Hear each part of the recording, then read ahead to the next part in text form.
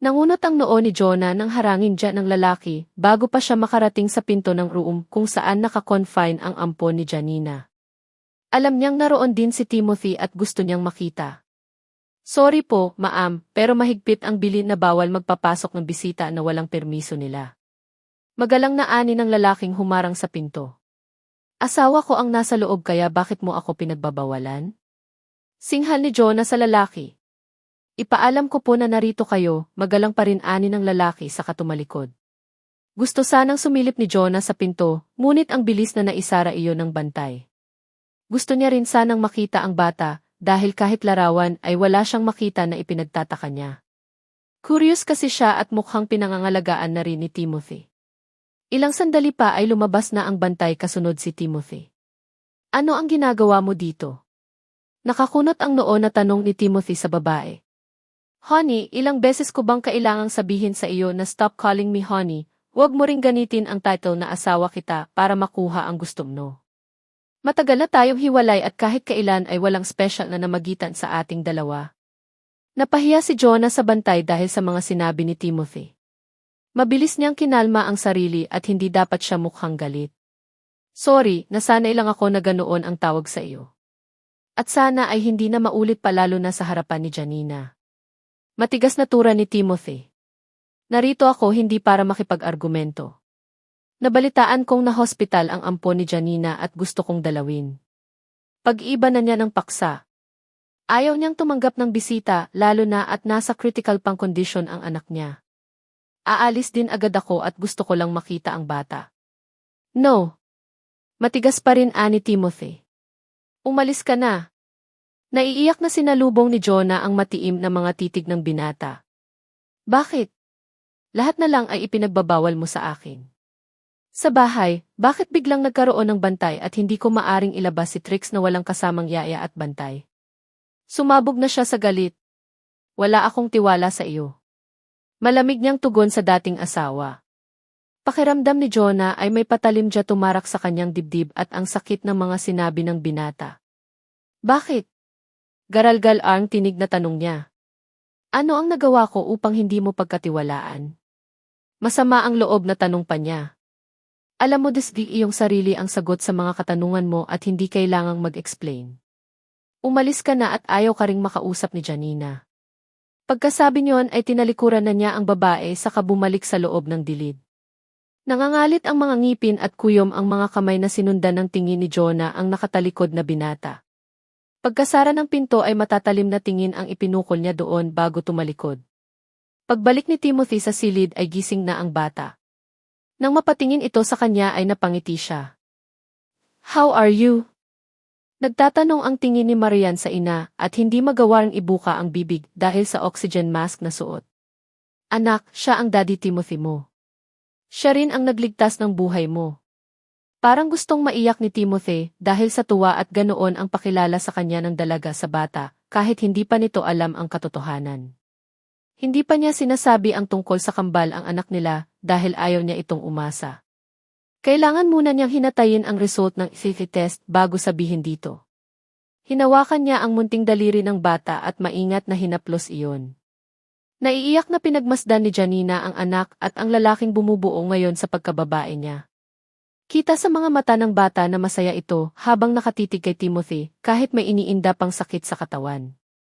Sorry at hindi ka naprotektahan ng daddy. Hinalikan niya sa noo ang bata. Dumating ang doktor at sinuri ang bata. Pinalitan na rin ang oxygen nito bilang suporta kahit okay na ito. May oras na makaramdam siya ng pain, kaya hindi sapat siya iniiwan na walang bantay. Mahigpit na bili ng doktor sa parents ng bata. Maraming salamat po, Dos. Kinamayan ni Timothy ang manggagamot. Yes, by the way, okay na ba ang pakiramdam mo? Tanong ng doktor sa binata. Yes, Dolphy, salamat muli. Ngumiti ang doktor sa binata saka sa dalaga. Narahan hinaplos ang braso ng bata bago umalis. Daddy ni. Namamaos ang tinig ng bata sa pagtawag ng ana. Mabilis na lumapit si Timothy sa bata ay naiiyak na naman sa tuwa dahil sa tawag sa kanya ng bata. Yes, my princess. Viges gusto ay vis bang kainin o may masakit sa iyo? Sabihin mo sa daddy ay gagawa ko ng paraan upang mawala ang sakit. Napaluha na si Janina at ramdam niyang nahal din ni Timothy ang ampon niya. I'm fine po, thank you po at nahanap ka na ni Mommy. Nakangiting hinaplos ni Timothy ang pisngi ng bata na walang gasks na natamo mula sa aksidente. I love you. Babawi ang daddy sa iyo, okay? Umiiyak na niyakap ni Janina ang binata mula sa likod. Sobrang saya niya at lahat ay tanggap sa kanya ng binata. I love you too, daddy. Please always protect my mom. Nakangiting tumango si Timothy, ang bata pa nito pero parang matanda magsalita tulad ni Trix. Dahil na rin sa gamot ay hindi rin nagtagal at kusang nakatulog ang bata. Sa kanya lang binitiwan ang mga daliri nito sa kahinarap si Janina na kanina pa nakayakap sa kanyang likod. Hinawakan niya ito sa mga kamay at hinalikan iyon.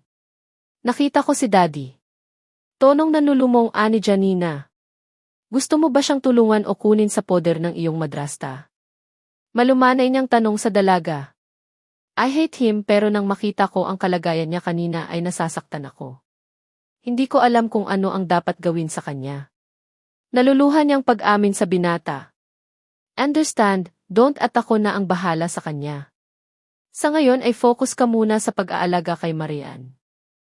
Thank you. Yunakap siya ng mahigpit sa binata. Ilang sandali pa ay dumating ang kapatid ng binata at kasama pa ang ina nito na naiedad na. Umiti si Minche sa dalaga at niyakap ito. Okay ka lang? Naluluhang umiti siya sa kapatid ni Timothy at tumango. Thank you. Mom, siya po si Marian. Inalalayan ni Timothy ang inapalapit sa natutulog na bata. Okay na ba siya? Kawawang anghel ang bata pa ay dumanas na ng ganito dahil sa masasamang budhi ng tao. Naiiyak na ani ng matanda habang hinahaplos ang pisngi ng apo. Alam na niya ang lahat at walang inilihim ang anak na babae. Don't worry po, Mom. Hindi ako titigil hanggat hindi nahuli ang taong nasa likod ng lahat ng ito. Iniwan ko muna si Trix sa bahay kasama ang yaya niya. Pagbigay imporma ni Minche sa kapatid. Ate, maraming salamat po sa pag-alaga sa anak ko noong wala pa ako. Nagtatanong ang tinging ipinukol ni Minche sa kapatid dahil sa sinabi ni Janina. Alam na po niya, ate. Paliwanag ni Timothy. That's great. So, welcome sa pamilyang ito. Idinipa pa ni Minche ang mga kamay. Tumingin muna si Janina sa ina ni Timothy. Nang umiti ito sa kanya at tumango ay tinanggap niya ang alok na yakap ni Minche. Pareho pa sila natawa at mukhang magkasakalan pa sila dahil sa higpit ng yakap sa isa't isa. Naluluhang yumakap din si Janina sa ina ni Timothy at nagpasalamat. Hindi niya akalain na mauwi sa garnito ang lahat ng plano niyang pag-agaw kay Timothy. Hindi lang ang kalooban ng binata ang nakuha niya, kundi maging ang pamilya nito. Sa coffee shop, matyagang naghintay si Paul kay Jonah. Bigla na lang itong tumawag kanina at kailangan umano nilang mag-usap. Ngunit bigla siyang napatayo nang mabasa ang message mula sa pinagkakatiwalaang tao. Ano ang sinasabi mo? Pabulyaw na tanong ni Paul sa lalaking kausap mula sa kabilang linya. Hinahanap ako ngayon ng kapulisan at hindi ko alam kung paano nila ako nakilalang bumangga sa batang iyon. Napamura si Paul at nagmamadaling lumabas ng shop dahil napapatingin na sa kanya ang mga taong naroon. Nang masigurong wala ng ibang tao sa paligid ay muli siyang napamura. Pota, hindi ka nag-iingat. Kailangan ko ng pera upang makalayo dahil kapag ako ang naguli ay hindi ko na ipangakong mananahimik lang ako at makulong mag-isa. May kasamang panakot na ani ng lalaki. Son of a bitch. Nangalit ang bagang ni Paul at napahigpit ang hawak sa cellphone. Ang isang kamay ay nakakuyom at gustong manuntok kung kaharap lang ang kausap ngayon. Hintay ko ang padala mo ngayon sa bangko ko upang makaalis na mamayang madaling araw. Siguraduhin mo lang na hindi ka mahuli at hindi na rin makipag-ugnayan sa akin after this. Dahil kapag ako ang nagalit ay kaya kong tapusin ang buhay mo. Banta ni Paul sa lalaki ngunit tinawanan lang siya nito. Alam ko at ayaw ko ring makulong kaya ipadala mo na ang pera. Iritabling sagot ng lalaki mula sa kabilang linya. Inis na pinutol na niya ang tawag sa lalaki. No choice siya kundi ang padalham ito upang makalayo. Kung alam lang din niya kung nasaan ito ngayon ay siya mismo ang magdadala ng pera at tudasin na rin ito. Bakit nandito ka sa labas? Puna ni Jonah sa dating kasintahan nang maabutan ito sa parking area. Ano ang kailangan mo at gusto mo akong makausap? Malayong sagot niya sa babae. Doon tayo sa sasakyan mo. Nagpatiuna na si Jonah at baka may taong biglang mapadaan at marinig sila. Pabagsak na isinara ni Paul ang pinto ng sasakyan pagkapasok. Kumusta ang kalagayan ng bata, patay na ba? Sinamaan ni Jonah ng tingin ang binata. Dahil sa ginawa mo ay mukhang lalong napalapit ang babaeng iyon kay Timothy. Mahigpit ang dalawa at may bantay rin tulad ng ginawa kay Trix. Hayop siya, inuunos talaga nila ang pasensya ko. Naihampas ni Paul ang nakakuyom na kamay sa manibela dahil sa galit. Ano na ang sa tingin mo ang dahilan at pati si Trix ay hinihigpitan ang bantay kahit sa akin ay ayaw ipahiram ang bata? Kinakabahang tanong ni Jonah sa binata. Kanina pa siya napapraning sa pag-iisip at pakiramdam niya ay parang alam ni Timothy hindi siya ang tunay na ina ni Trix. Napabuga ng hangin sa bibig si Paul at sandaling nag-isip. Sigurado ka ba na hindi na hospital kahit minsan si Trix kailangang salina ng dugo? Umiling si Jonah. Healthy si Trix at bihira magkasakit kahit noong maliit pa. Kung trangkasuhin man ito ay mild lang at hindi na kailangang dalhin sa hospital. Muling napaisip si Paul. Imposible na malaman ni Timothy ang nangyari noon. Bukod sa hindi naman ito kilala si Janine noon ay malinis din ang record sa hospital kung saan nanganak si Janine. Lalong lumalim ang gatla sa noo niya ay binalikan sa isipan ang maaring matuklasan ni Timothy. Shit, sa hotel. Biglang naibulalas niya. Bakit? Kabadong tanong ni Jonah sa binata. Posible kayang naisip ni Timothy na alamin kung sinong babae ang nakasiping niya ng gabing iyon. Parehong kabado at nanlalaki ang mga mata ng dalawa na nagkatinginan. Tara sa hotel. Mabilis na pinaandar na ni Paul ang sasakyan. Kailangan niyang malaman kung mayroon bang tumingin o nagtanong tungkol sa footage sa taon na iyon. Mabuti na lang at may kilala sila sa loob nagtatrabaho, kaya mayroon siyang mapagtanungan. Tare, pasensya na pero confidential ang tungkol dyan na information. Nangunot ang noo ni Paul at hindi nagustuhan ang sagot ng kaibigan. Pero ang alam ko ay may kumausap sa personal ang tungkol sa footage. After that ay ipinagbawal ng pag-usapan ang tungkol dyan, kaya pasensya ka na, pare. Sigurado ka na may naghanap din tungkol sa footage. Kabadong ulit ni Paul sa kaibigan. Pare, huwag na paulit-ulit ng tanong, umalis na kayo at baka may makapansin pa at malaman na tungkol dyan ang tanong mo. Napabuga ng hangin sa bibig si Paul at napilitang umalis na. Ngunit pagtingin niya sa unahan ay nahuli niya ang isang lalaki na maihawak na cellphone at halatang kinuha na sila ng larawan. Lalapitan sana niya ito upang sitahin ngunit pinigilan siya ng kaibigan. Head namin siya at huwag mo nang dagdagan ang isyu ngayon at ayaw kong matanggal sa trabaho, halos pabulong na ani ng lalaki. Pagtingin muli ni Paul sa lalaking nasa unahan ay wala na ito roon. Inis na umalis na siya at binalikan sa sasakyan si Jonah. Ano ang nangyari? Tanong agad ni Jonah kay Paul. Bullshit, mukhang may alam na nga si Timothy sa tunay na ina ni Trix. Naihampas ni Paul ang nakakuyom na kamay sa manibela. Ano na ang gagawin natin ngayon?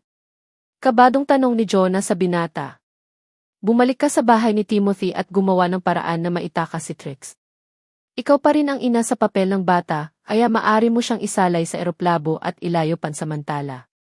Kailangan natin ng alas upang hindi pareho mapahamak, utos ni Paul sa dalaga. Nakagat ni Jonah ang ibabang labi. Saan ko naman siya dadalhin upang itago? Doon muna kayo sa bagong nabili kong property sa isang isla. Walang nakakaalam sa lugar na iyon mula sa kaanak ko dahil gusto ko iyon gawin private place ko sana. Hindi na nagtanong pa si Jonah kung paano nabili iyon ni Paul. Ang mahalaga ay mapagtaguan sila pareho. Kung hindi niya makuha si Timothy ay hindi niya hahayaang maging masaya si Janina. Hindi niya hayaang makasama nito ang tunay na anak at mabuo ang pamilya. Bumalik sina Paul sa coffee shop at doon naiwan ni Jonah ang sasakyan nito kanina. Pagkasakay ni Jonah sa sasakyan ay umuwi na siya sa bahay ni Timothy. Ngunit wala doon ang bata at hindi niya alam kung nasaan kaya tinawagan niya si Timothy. Sagutin mo na. Tinanguan ni Janina si Timothy nang makita kung sino ang caller. Napilitang sagutin ni Timothy ang tawag ni Jonah. Ano ang kailangan mo? Nag-aalala ako at hindi pa nakakauwi si Trix. Mahinahon na tugon ni Jonah sa binata. Kasama siya ni Ate Minche at ipinaalam sa akin na doon muna sa bahay nila dahil gustong makasama ni Mama. Kailan uwi? Pwede ko bang dalawin ang Marna mo? Tagal na rin ang huli kaming nagkita. Paalam ni Jonah. Huwag ngayon dahil hindi okay ang kalusugan ng ina ko. Pero marami pa akong dapat gawin. Kung wala ka ng ibang sasabihin ay ibaba ko na ang tawag. Putol niya sa iba pang nais sabihin ni Jonah.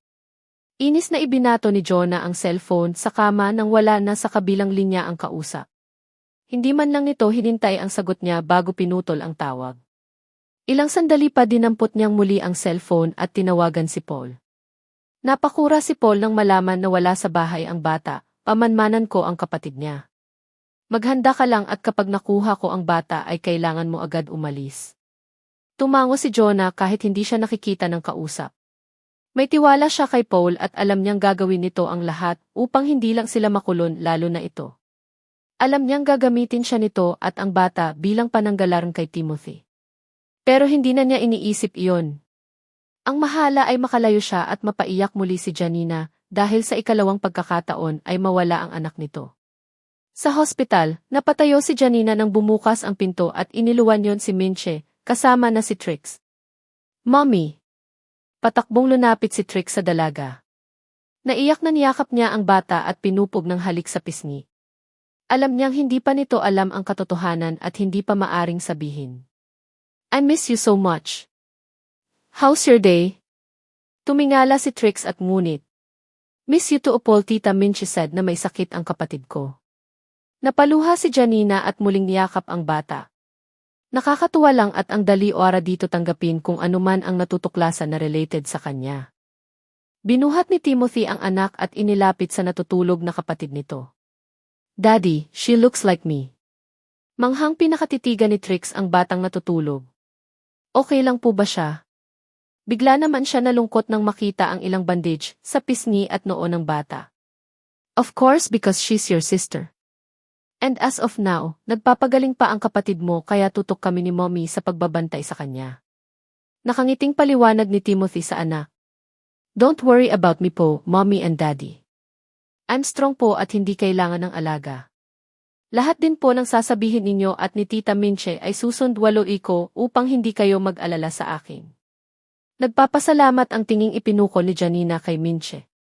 Nagpasalamat siya dito dahil sa tamang paggabay sa anak niya. Lumaki ito na may malawak na unawa at mapagmahal. Mula ngayon ay huwag ka nang sumama sa Mommy Jonah mo, okay? Huwag kang humiwalay sa tita at yaya mo kahit ano ang mangyari. Paalala dito ni Timothy. Opo, ayaw ko rin po sa kanya sumama at baka ilayo niya ako sa inyo. Yumakap si Trix sa liig ng ama at naalala ang pananakot ng ina sa tuwing hindi sundin ang gusto nito. Anak, alam mo bang sobrang saya ko ngayon at natagpuan na kita? Hinaplos niya ang pisngi ng bata na buhat pa rin ni Timothy. Nawala po ba ako noon? Nalilitong tanong ni Trix. Natataong umiling si Janina at binawi ang sinabi, ang ibig kong sabihin anak ay nakita ko rin kayo ng daddy mo. Napakarmot sa noo si Trix at nalilito pa rin. Anak, ang ibig sabihin ni Mommy ay mahal na mahal ka niya. Salo ni Timothy upang hindi na mag-isip pa ang anak. Nahihiyang yumakap si Janina sa baywang ng binata. Parang nabablangko kasi siya at hindi alam paano magpaliwanag sa bata na hindi ito malilito. Nakangiting hinalikan ni Timothy sa ulo ang dalaga at hinaplos ang buhok nito. Napatingin siya sa bata na nakahiga sa karna at nakarmulat na ang mga mata nito. Mommy, namamaos ang tinig na tawag ni Marian sa ina. Mabilis na kumala si Janina ng yakap sa binata at hinarap ang anak. I'm here, baby. May masakit ba sa iyo? Masuyo niyang hinaplos ang pisngi nito. Nauuhaw po ako, Mommy. Agad na kinuha ni Minche ang bottle water at may star ding nakahanda doon. Kaunti lang, Hija, at bawal ka pang uminom ng maraming tubig. Matapos uminom ay ng tubig ay nagtatanong ang tingin ni Marian sa ina. Siya ang kapatid ng daddy mo, anak. Pakilala niya kay Minche. And look! Hinawakan niya ang kamay ni Trix, he's your brother. Namilog ang mga mata ni Marian nang magsalubong ang tingin nila ng batang buhat ng kinikilalang ama. Nang umiti ito sa kanya at napangiti na rin siya.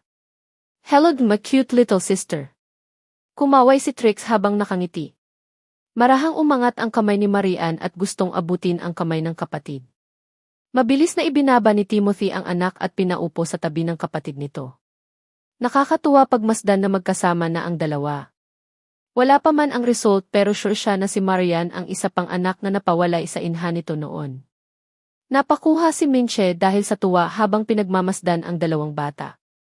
Gustong yakapin ni Trix ang kapatid pero takot na masaktan ito dahil may sugat. Nakagat ni Janina ang ibabang labi upang pigilan ang pag-alpas ng hikbi sa lalamunan niya. Parang pinagbiyak na bunga kasi ang dalawang bata. Hindi mapagkamalan na ampun niya lang si Marian. Hindi rin nagtagal sina Minche sa hospital at bawal tumambay ang bata roon. Paglabas nila ng gusali ay nakasunod lang ang bantay ng bata. Kasama rin nila ito hanggang sa sasakyan. Habang nanakbo ay napansin niya ang sasakyan na kanina pa nakasunod sa kanila.